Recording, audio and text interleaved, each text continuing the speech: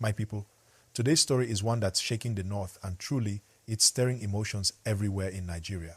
What started as a peaceful protest has now turned into something far more serious in Kaduna.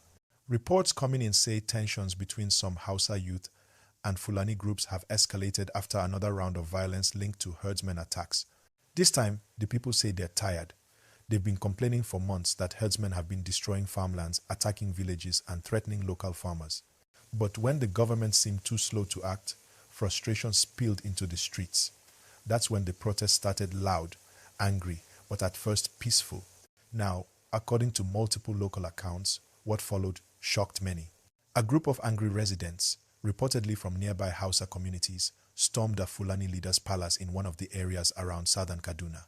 They said they were angry over how their people were suffering without protection. The situation quickly got out of control. While the palace was said to be partly destroyed, others in the crowd were begging for calm, reminding everyone that violence would not bring peace. You could see mothers crying, elders trying to calm the youth, but the anger was already too high. People said they have lost brothers, sisters, and even their homes because of repeated clashes.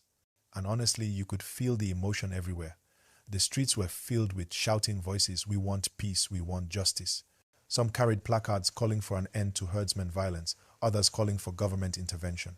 It was chaos, but it was also a cry for help. If you're watching this right now, please take 1 second to like this video and subscribe to the channel. Because we bring you these real stories, no bias, no fear, just the truth of what Nigerians are facing every day. Back to the story. Kaduna has always been a delicate state, a place of mixed tribes, religions, and histories.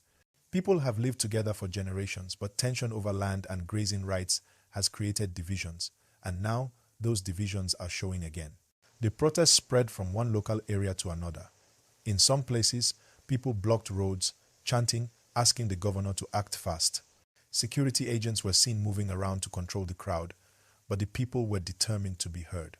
You could sense that pain, years of waiting for safety, years of watching communities burn, and now frustration boiling over. One local youth said something that touched me deeply. He said, "We are not fighting our brothers, we are fighting for survival." That line alone explains what many Nigerians feel right now. This is not about tribe or religion. It's about safety, about life, and about fairness. But here's the twist. While people were protesting, another group warned that spreading the violence could destroy more lives. Religious leaders started stepping in, calling for calm. Some Hausa elders reportedly visited Fulani leaders, trying to talk and prevent more damage. They said, "We must not allow this to turn into another crisis like before."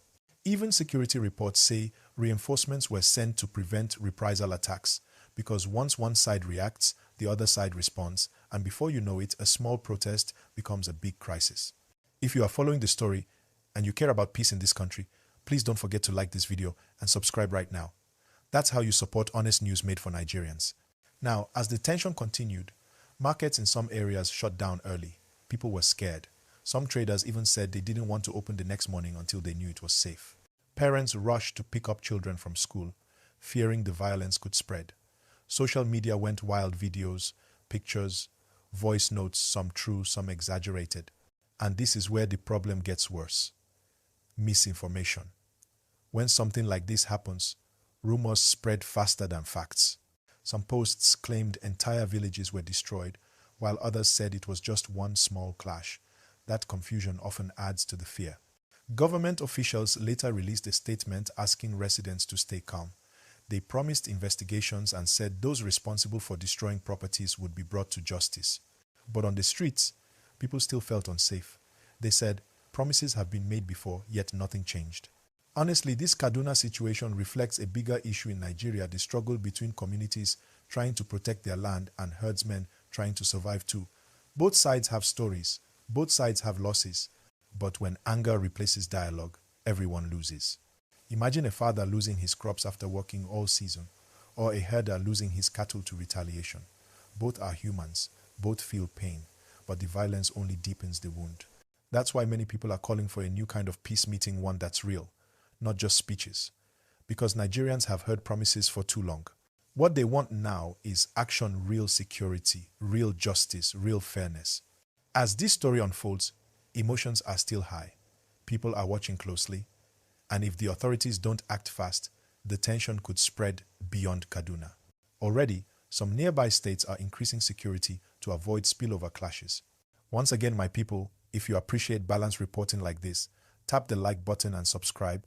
It helps this channel grow and keeps you informed with real updates that matter. Now, from the reports coming in, some displaced families have started moving to nearby towns for safety.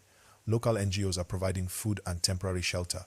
Religious groups, both Christian and Muslim, are joining hands to calm their members and preach peace. This is the side of Nigeria that gives hope, because even in chaos, there are still people who choose peace, who choose to help others regardless of tribe. The next few days will determine how serious this crisis becomes. If dialogue begins early, we might avoid a larger conflict, but if emotions remain uncontrolled, it could take weeks to restore calm. The people of Kaduna are strong, but they are tired of living in fear. They want peace, not promises. They want security, not speeches. They want a government that listens before people lose their patience.